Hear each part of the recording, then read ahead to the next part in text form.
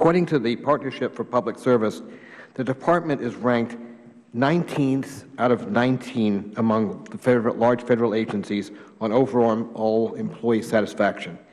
And I've heard directly, as I meet with people back home, from our Border Patrol agents, particularly in the Tucson sector, about examples of the problems with management and management priorities. For example, we've had 6 sector chiefs in 6 years in the Tucson sector.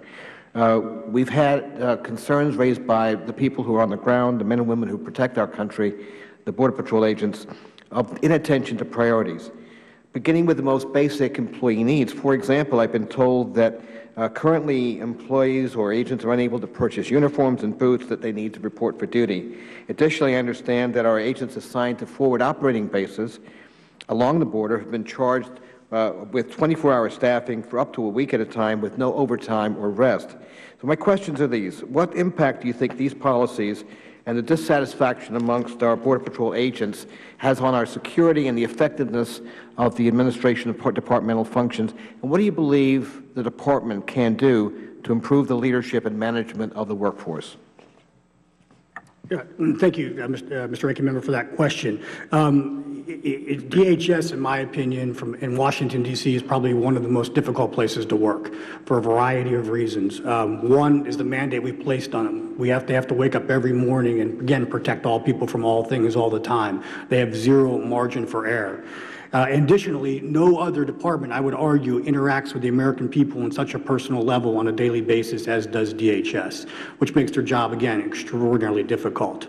It's only, as we've stated, 10 years into this. We didn't have, prior to September 11th, we didn't really have a DHS workforce waiting to come into action after the creation. We had separate agencies operating independently, but we didn't have a unified department.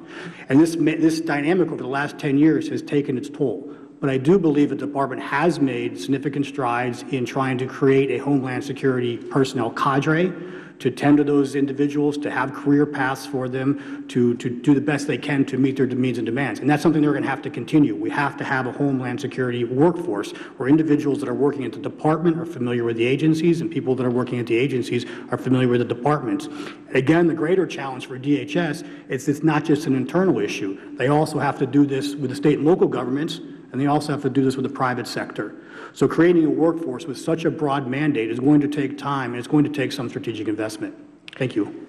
Thank you for that answer. I remain concerned, as I think we all should, that employee morale is at such a low level. I understand the difficulty of bringing together 22 agencies, silos that want to preserve their individual authority, but we must do better, particularly for those men and women who every day put on the uniform, go into rugged territory to protect our homeland, and who really, I think, deserve better.